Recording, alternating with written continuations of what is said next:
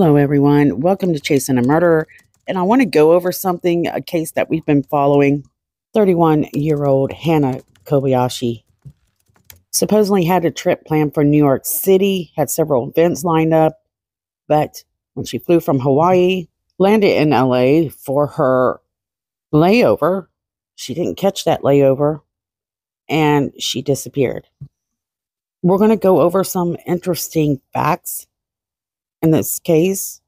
There's been some evolution in the case. The LAPD has actually shared some more information, useful information, and what we thought was a woman that was in distress or need of help seems to be more on the run to isolation. But people following this case realize that that doesn't make sense when you look into the evidence that we do have or the facts that we've been given. Things are not adding up. And so we're going to go over a few of these things and see why is it that this case is so mysterious. Not to mention, we know that Hannah's father, Ryan Kobayashi, took his own life. We don't know the exact reason why, but we can kind of speculate that it had something to do with his daughter being missing. And what we're learning about Hannah right now, there could have been some ways that she could have done this better. Done what better? Well, go off the grid, because that's what LAPD is thinking. Hannah Kobayashi is not abducted. She's not kidnapped. Not at all. And misleading texts from Hannah's phone has caused quite a bit of issues. So if you don't know this case or this story, I suggest that you go back and check previous videos that I've uploaded, because we're going to hop around here. So we're going to research some clues that we've obtained during our research of this case. And these clues that I give to you, perhaps you will be able to figure out, something that might be going on that's kind of beneath the surface. To be honest, the things that we're learning right now about her last sighting, well, to me, seems like good news. It seems that Hannah's doing well. So the way the story started out was the family receives text messages from Hannah, and it raises red flags and deep concern. Hannah flew from Hawaii and allegedly headed to New York City to spend time with her aunt, and they had planned to attend a few events together. Now, Hannah and her ex-boyfriend had made plans to go on this trip together at some point, but since then had broken up.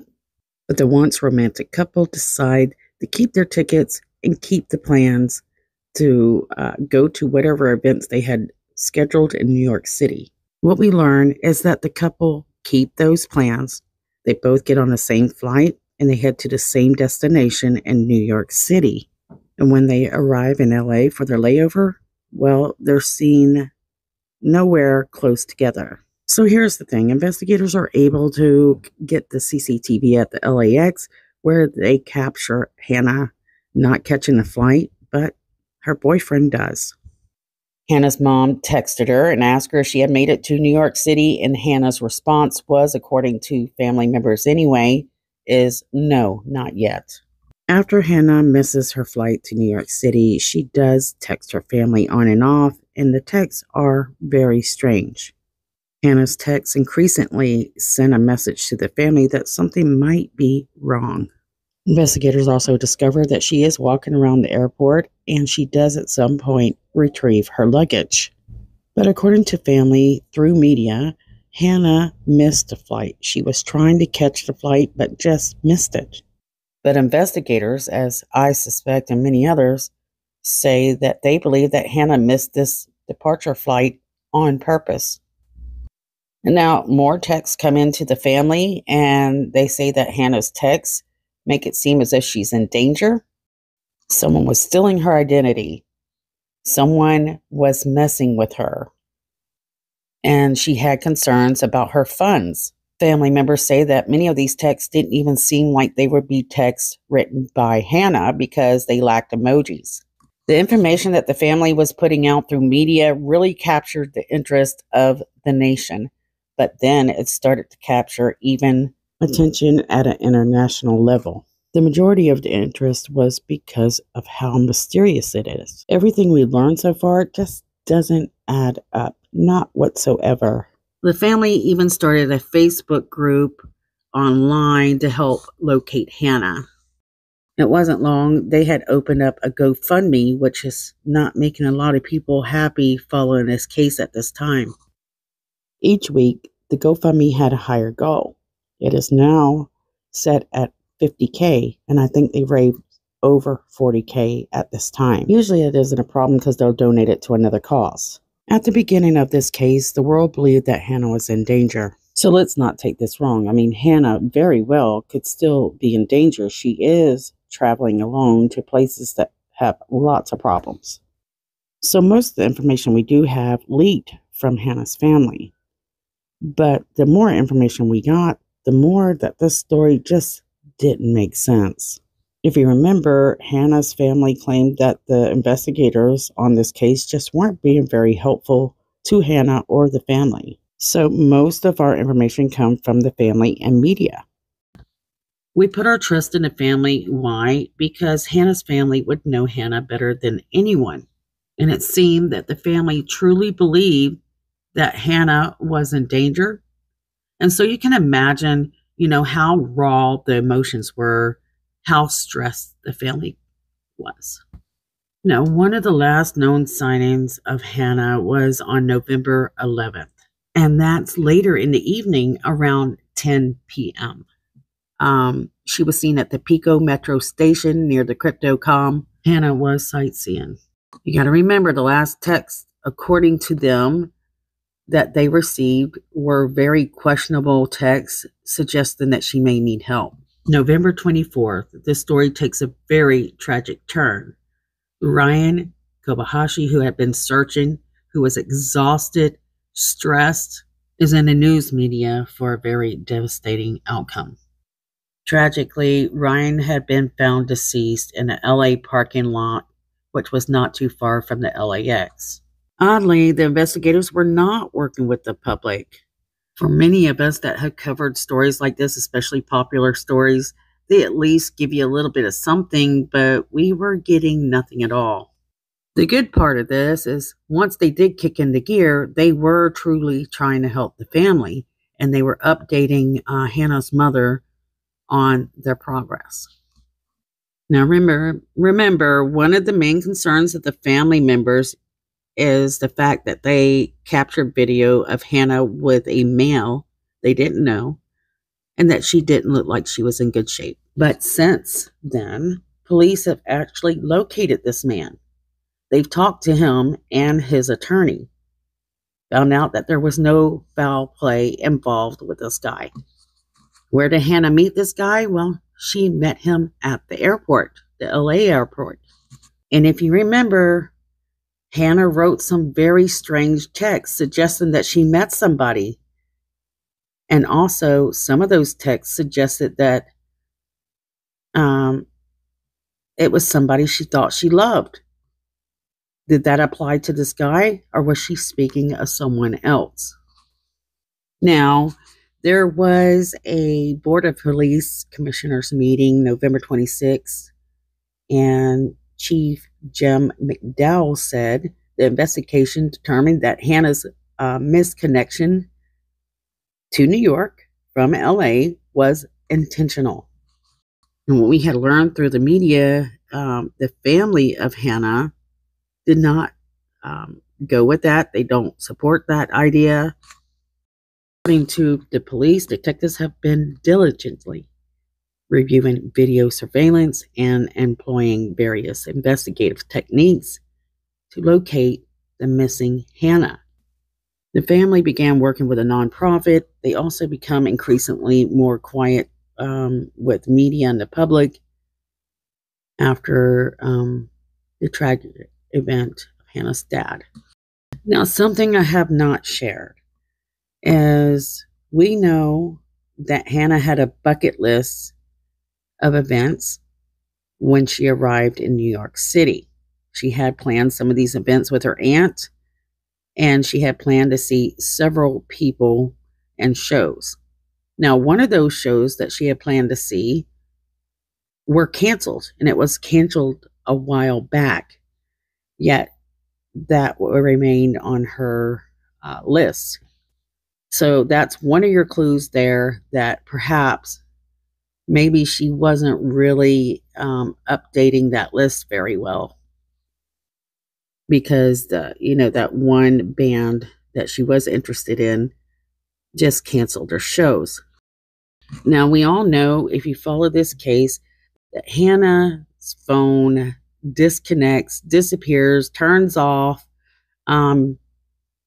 just goes dead on November 11th of 2024.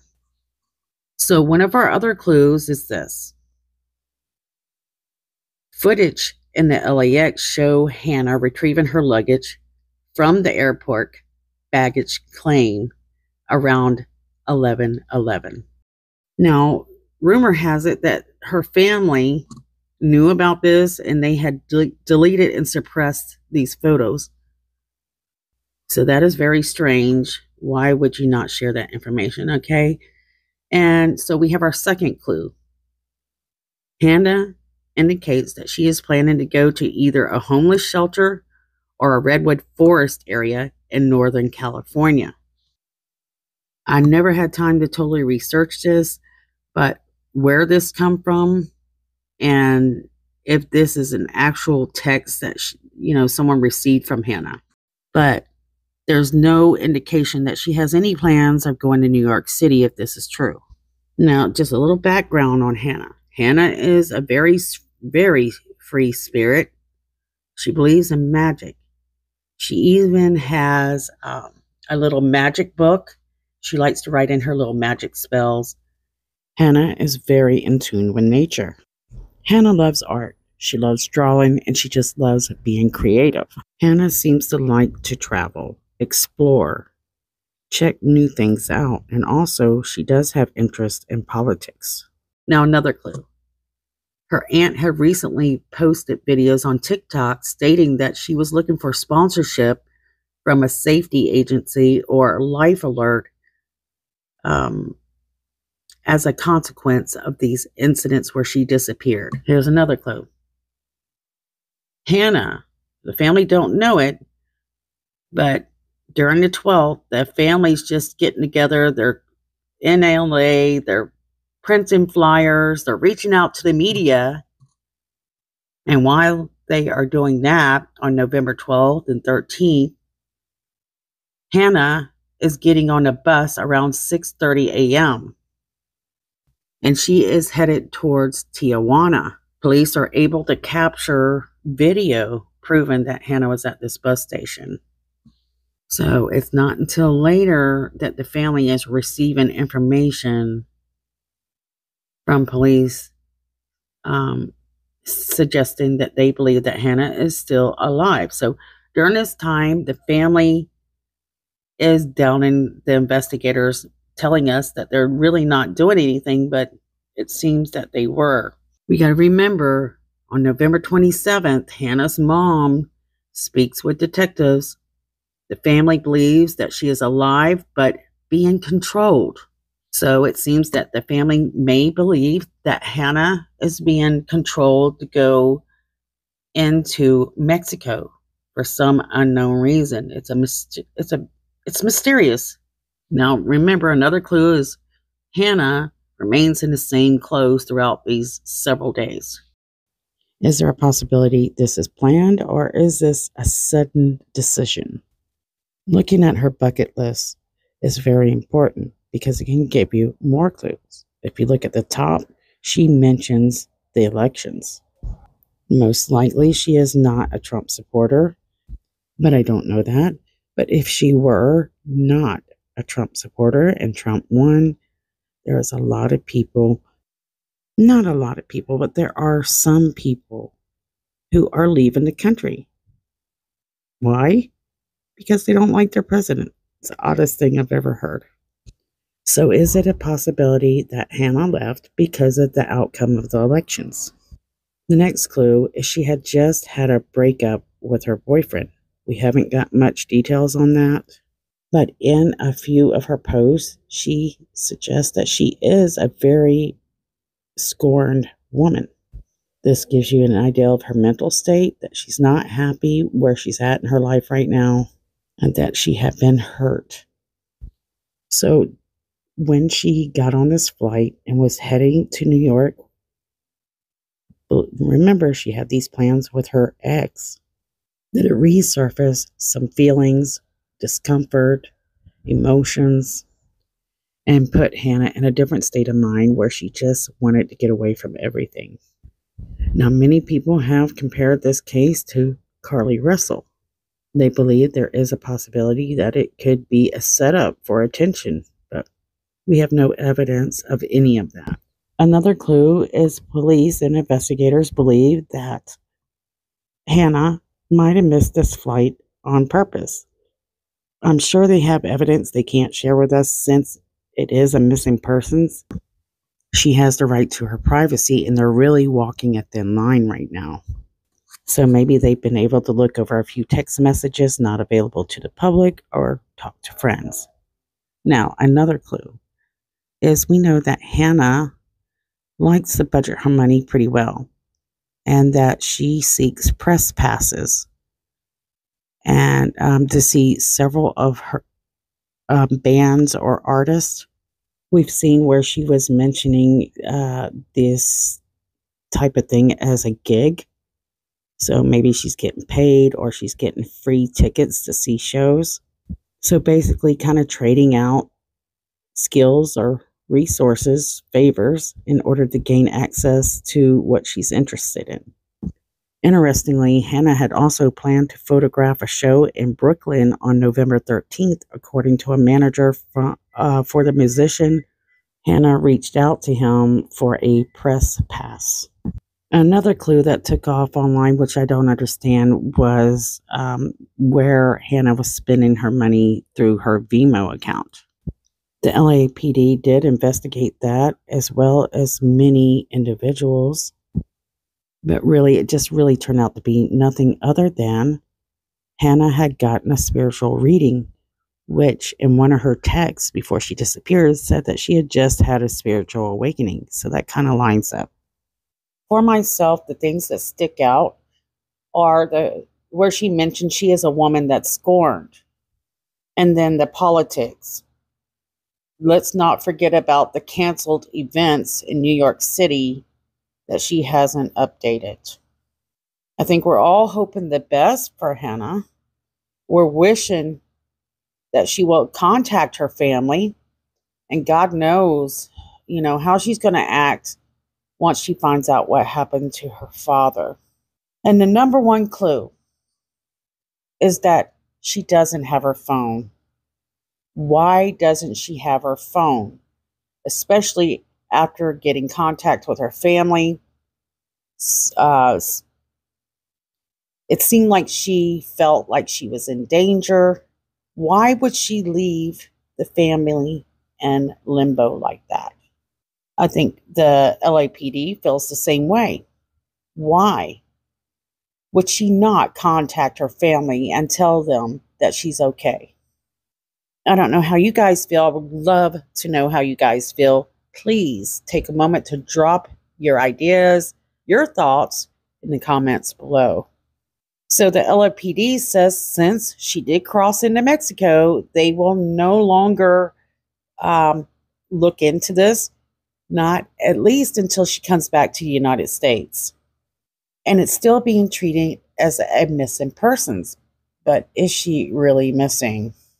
Hopefully the family will be able to take a majority of those funds that are left over and give them to another family that needs support for their missing loved one. I think the majority of us are very heartbroken for the family and what they've been through. Don't give up, guys, and we are supporting you. Okay, so next, I want to share some of the press conference. Today by Assistant Chief Chow, Deputy Chief Alan Hamilton, and Lieutenant Oldfield from our Missing Persons Unit. I wanted to provide you an update on the ongoing search for 30-year-old Hannah Kobayashi, who was reported missing last month.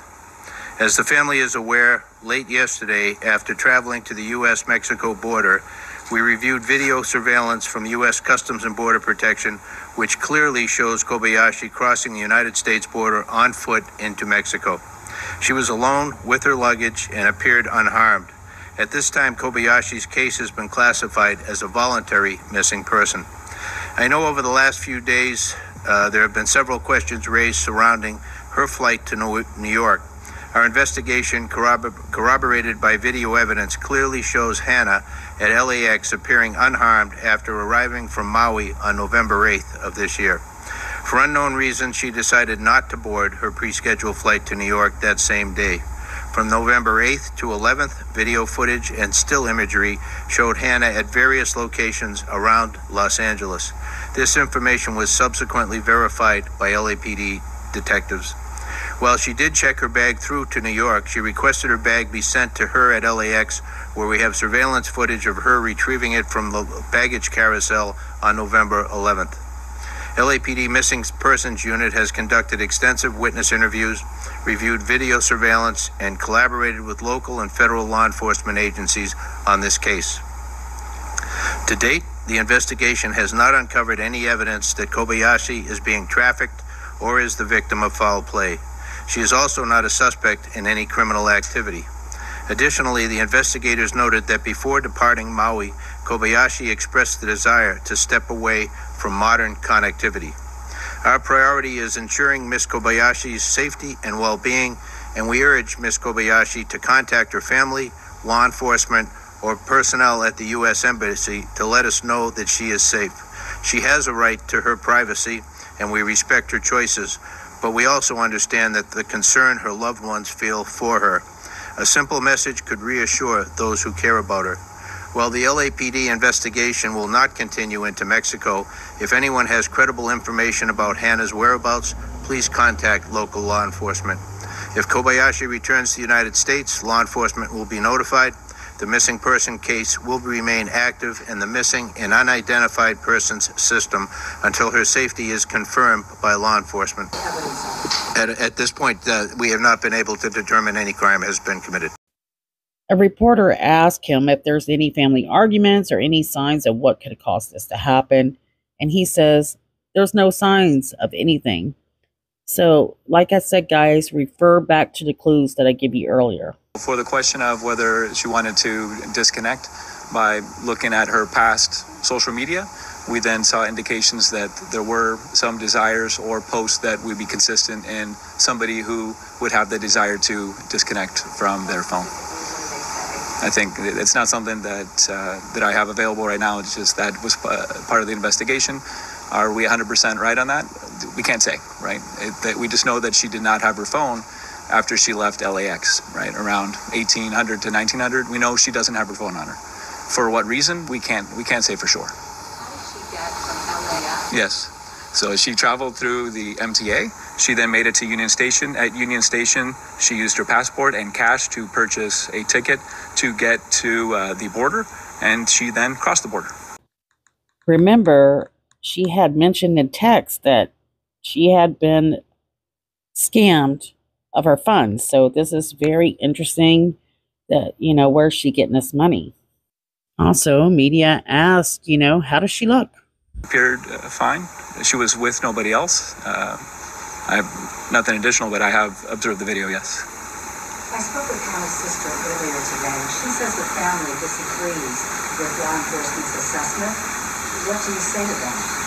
Well, fantastic. Thank you. Alan Hamilton, I'm the chief of detectives for the LAPD. We understand that there are concerns on behalf of family and friends. We've been very transparent with the family to this point.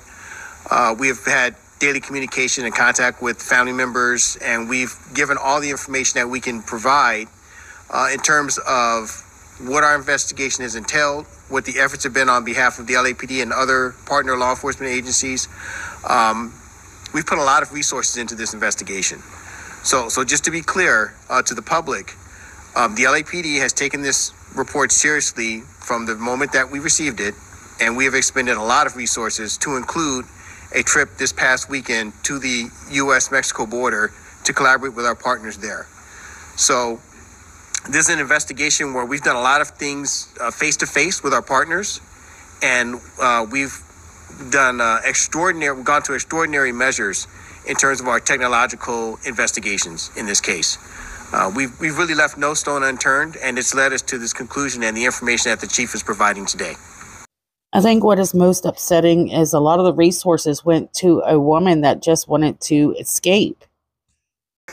Yeah, a lot of personnel involved in any major investigation like this, and in order to try and protect those that are in many cases very vulnerable. My ask would be to anybody considering doing this: think about the people that you're leaving behind, your loved ones who are going to be worried sick about you. The number of people, including law enforcement and other partners who are going to be looking for you, which then potentially takes them away from other work that is also critically important. So there's a lot other than somebody just deciding that they want to leave and disconnect. Consider those that are behind you and those that will be impacted by your actions. I'm very sorry to the family for all that they've been through throughout this ordeal. We're very sorry for their loss. And I don't know that words can express, the feelings that they're going through during this very difficult time. But there's a lot of people very much in support of what they're going through. We've basically done everything we can do at this point. She's left the country and in another nation now. So, as I mentioned in the earlier comments, that if she comes back into the U.S., law enforcement will be notified of that, and try and do whatever we can if there's a need to at that time. Mexican authorities, though, have a certain degree of latitude way beyond what forces here in the United States might have. Have you advised them of the situation, filled them in as much as you can? Might they decide to take action on their own, whatever that might decide to do? Yeah, I haven't had any interaction. I don't know if, no, nothing, no. What day did she cross over and roughly what time? Oh, I can. Yeah, please. November 12th at 12:13 p.m.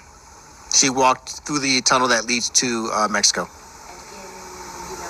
San Diego there? Yeah, she walked through the San Ysidro port of entry, and she walked through the tunnel that leads to Mexico, and that was at 12:13 on the 12th. 12:13 p.m. What about the text messages that she sent to her family before everything was silent? It sounded as though she was in distress. Can you speak to her state of mind and what indication that gave to you? Yeah, I'm going to invest. Yeah, if you would. So we can't speak to her state of mind. We are aware there have been some communications prior. We are aware of that communication, and we cannot necessarily interpret. I think some of the communication can be interpreted a number of different ways. So at this time, we're not able to interpret those communications without having Hannah present to explain, how she felt when she sent them and what the specific meanings were for those messages. One more question. Hannah was seen with an unknown person at Metro Station. I can address that, yeah. On Arena. Any idea who that person was? So the question was about the individual that she was identified traveling with on the Metro.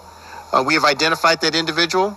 That individual was cooperative in the investigation. That individual cooperated by allowing himself to be interviewed with his attorney present and family members.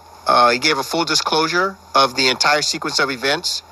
We utilized independent investigative techniques to verify his story, and it fully checked out. What was the relationship? What was the connection? They met at LAX.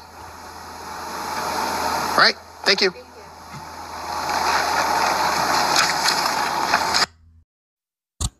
Well, they're aggravated, and you can see clearly on their faces.